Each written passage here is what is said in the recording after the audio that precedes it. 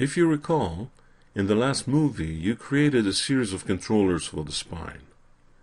To refresh your memory, the instructions were such that you were asked to freeze the transforms on the various shapes, and then you were asked to link the spine controllers to the main hip controller. This was done on purpose to demonstrate a potentially important problem. If you freeze transforms first, and then establish hierarchical links, you will encounter problems when you transform objects back to zero again. Select the 4 blue spine controllers and transform them back to 0. Notice how they jump up in Z, in fact, by exactly double the distance the main hip controller is from the ground. This happens because of how the hierarchical linkage was evaluated after the freeze transforms. Press Ctrl Z to undo the operation. The trick then is to create the hierarchy first and then freeze the transforms. This way, when you transform back to 0, everything would work as expected. Unfortunately, you won't always remember to do that in the proper order.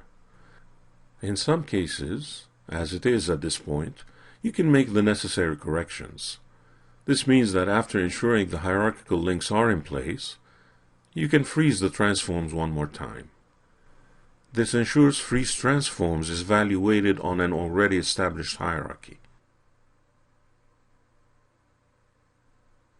Unfortunately, if you've already added wiring and expressions to the system, freezing transforms again will void all that hard work.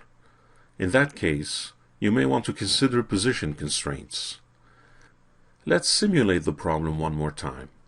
With the 4 blue spine controllers selected, click the Unlink button on the main toolbar.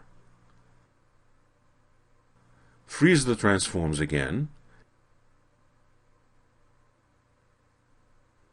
and then link the selection one more time to the main hip controller.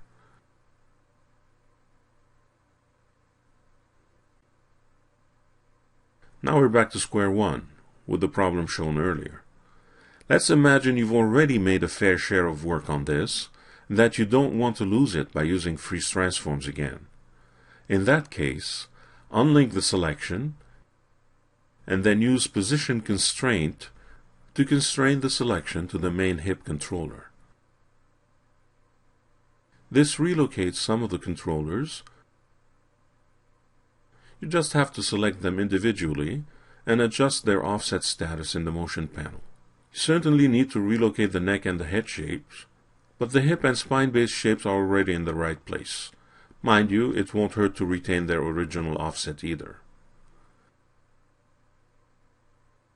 If you test it out now, and transform the controllers back to 0, you'll notice that everything will work as expected.